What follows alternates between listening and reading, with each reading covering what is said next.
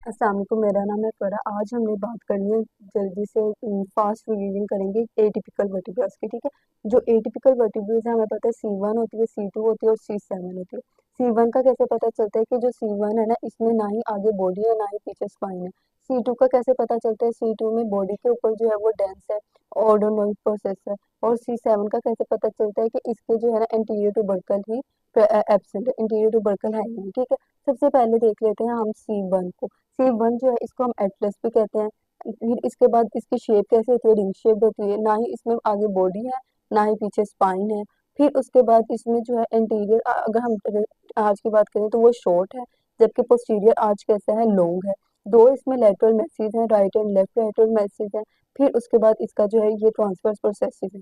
सबसे पहले इसके इंटीरियर आर्च की बात कर लेते हैं। इंटीरियर आर्च में आप अगर देखो तो इंटीरियर एस्पेक्ट में इसके क्या है, ये ट्यूबरकल है जिसको कहते हैं एंटीरियर मीडियम ट्यूबरकल। ओके, और इसकी जो पोस्टीरियर सरफेस है ना, ये पोस्टीरियर सरफेस, इसमें एक ओवल फैसेट है जिसने किसके साथ आर्टिकुलेट करना है, C1, ये है ना C1, और इसने C2 का जो डेंस है, यानी कि इसके साथ, इसके एंटीरियर सरफेस के साथ इस तरह से आर्टिकुलेट करेगा। ठीक है, फिर उसके बाद अगर हम देखें पोस्टीरियर आर्च की बात कर लेते हैं।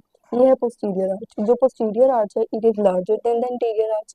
इसकी जो पोस्टीरियर सरफेस है इसमें भी ट्यूबरकल है जिसको पोस्टीरियर मीडियम ट्यूबरकल कहते हैं। ठीक है, फिर उसके बाद इसकी जो अपर सरफेस है इस आर्च की, इसमें आप देख रहे हो ये ग्रूव है। ठीक है, फिर उसके बाद हम देखते हैं लेटरल मैसेज। ये लेटरल मैसेज है। अब लेटरल मैसेज में वो कहते हैं जो अपर सरफेस है इसमें सुपीरियर आर्टिकुलर फेसेट्स हैं। ठीक है, अब इस फेसेट की शेप कैसे, इलोंगेटेड है, फॉरवर्ड और मीडियली होता है, और यहाँ पर आप देखो ये कनकेव भी है। फिर उसके बाद ये किसके साथ आर्टिकुलेट करते हैं, ये कॉन्डाइल जो ऑक्सीपिटल कॉन्डाइल्स है उसके साथ आर्टिकुलेट करके एटलेंटो ऑक्सीपिटल ज्वाइंट बनाएगा। ठीक है, अभी हम देखते हैं। अब ये देखिए, ये था हमारे पास फर्स्ट जो है एटलस से फर्स्ट सर्वाइकल वर्टिब्रा। इसके जो स्पीडियो आर्टिकुलर फेसेट्स हैं इनोगेटेड है। और यहाँ पर अगर हम बेस ऑफ द क्रेनियम देखा ना, तो इसमें भी आप देख रहे हो ये ऑक्सीपिटल कॉन्डाइल्स है, इसको हम ऑक्सीपिटल कॉन्डाइल्स कहते हैं। ये भी, इनकी शेप भी कैसे, इलोंगेटेड है।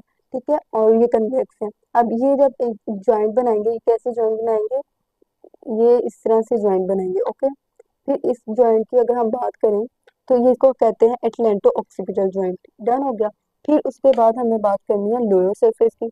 अब हमने अपर सरफेस देख लिया, लोअर सरफेस में जो लेटरल मैसेज है ना, इसके जो लोअर सरफेस है इसमें जो फैसेट है इसको कहते हैं इंफीरियर आर्टिकुलर फैसेट।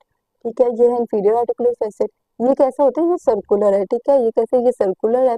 फिर उसके बाद मोर और लेस फ्लैट है। तो इसका सुपीरियर और इंफीरियर का अंदाजा हम इसी तरह से लगाते हैं। जो सुपीरियर है एज सरफेस, इसका अंदाजा हमें ऐसे पता चलता है कि लेटरल मैसेज जो है उनमें हम फेसेट्स की शेप देखते हैं कि इलोंगेटेड होती है, और नीचे जो है वो फेसेट्स की शेप कैसी है, ये है फ्लैट है। ठीक है, और सर्कुलर है और फ्लैट्स है। ठीक है, फिर उसके बाद अगर हम देखें तो इन्होंने किसके साथ ज्वाइंट बनाना है, जो नेक्स्ट वर्टिब्रा होगा ना, एक्सिस वर्टिब्रा जिसको हम कहते हैं सेकंड सर्वाइकल वर्टिब्रा, उसके फेसेस के साथ ज्वाइंट बनाएगा। अब भी हम देख लेते हैं, ये है ना हमारे पास सेकंड सर्वाइकल वर्टिब्रा, ये भी जो है वो एटिपिकल है और इसका ये डेंस है, ये इसके फैसेट्स हैं, और इन फैसेट्स के साथ इसने क्या करना है, ज्वाइंट बनाना है इस तरह से। ठीक है, इसको हम एटलेंटो एक्सियल ज्वाइंट कहते हैं। अभी हम ना ज्वाइंट्स के एक इंशाल्लाह वीडियो बनाएंगे। फिर उसके बाद हम इसके मीडियल सरफेस के बारे में बात कर लेते हैं। जो मीडियल सरफेस है इसमें ट्यूबरकल होते हैं। ठीक है, फिर उसके बाद लेटरली अगर हम देखें ना, लेटरल में से लेटरली जाए तो ये ट्रांसवर्स प्रोसेसेस है जो कि अनयूजुअली लॉन्ग होते हैं। अब इसके बारे में अगर हम देखें तो ट्रांसवर्स प्रोसेसेस में क्या होता है, फोरामेन ट्रांसवर्स सीरियम प्रेजेंट है। ठीक है, फिर हमने ये C1 की बात कर ली। अब हम बात करेंगे C2 की। जो C2 है इसको हम क्या कहते हैं, एक्सिस कहते हैं। ये हमारे पास C2 है, इसको एक्सिस कहते हैं। इसको कैसे आइडेंटिफाई करते हैं, ओडोंटोइड प्रोसेस से। फिर उसके बाद अगर हम देखें तो ये जो है इसकी बॉडी की बात करें तो इसकी जो ये बॉडी है, ठीक है, बॉडी स्पीडीली फ्यूज होती है विद द डेंस। ओके, फिर उसके बाद ये डेंस आर्टिकुलेट करते हैं एंटीरियरली और पोस्टीरियरली। एंटीरियरली किसके साथ आर्टिकुलेट करेगा, विद द ओवल फैसेट जो कि anterior arch of the Atlas की पोस्टीरियर सरफेस पे प्रेजेंट है।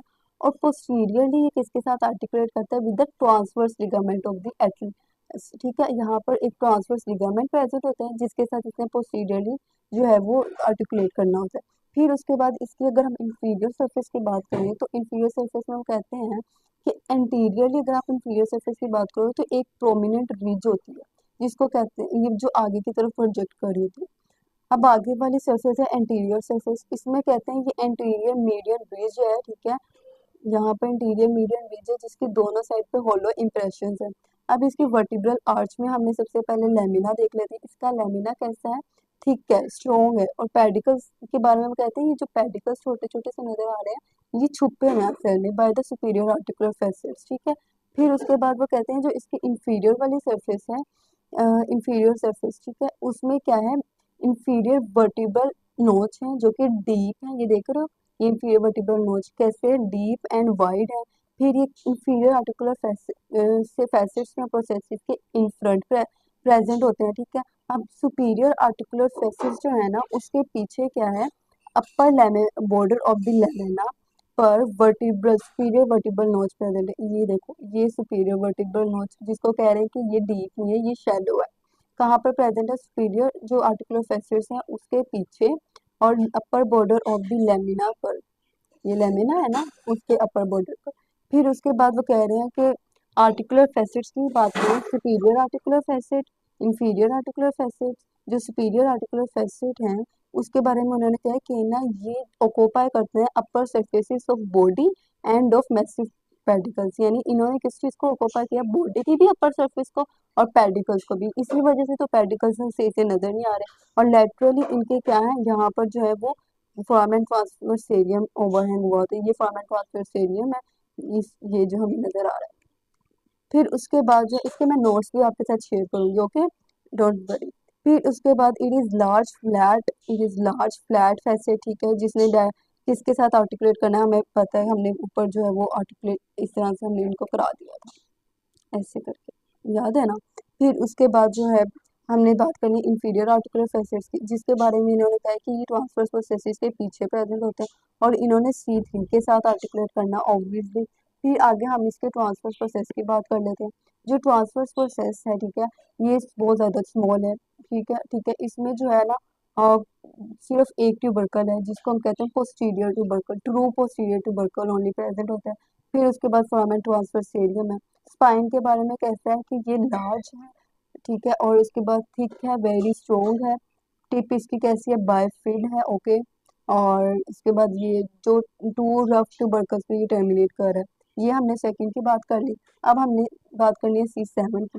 जो C7 है इसके कोई इतने ज्यादा फीचर्स नहीं है। C7 इसको सर्वाइकल वर्टिब्रा, इसको जो है हम वर्टिब्रा प्रोमिनेंस भी कहते हैं, क्योंकि इसकी कैसी स्पाइनस प्रोसेस है, लॉन्ग स्पाइनस प्रोसेस है, ठीक है, लॉन्ग स्पाइनस प्रोसेस है, वर्टिब्रा प्रोमिनेंस भी कहते हैं। और जो टिप है इसकी can be felt through the skin at the lower end of the नक्कल फरो, ठीक है। फिर उसके बाद स्पाइन की बात करो, ये थिक है, लॉन्ग है, नियरली हॉरिजॉन्टल है, ठीक है। फिर उसके बाद जो है ये बाइफिड भी नहीं है और उसके अलावा एक ट्यूबरकल पे एंड कर रही है। ट्रांसवर्स प्रोसेस की अगर आप बात करो तो इसके transverse processes comparatively large in size है, ठीक है। और पोस्टीरियर रूट की अगर हम देखें, ये पोस्टीरियर रूट जो है वो एंटीरियर रूट की निस्बत कैसी है, भरी है। और एंटीरियर ट्यूबरकल तो है ही, एब्सेंट है। और फोरामेन ट्रांसफर सेरियम भी बहुत स्मॉल सा है।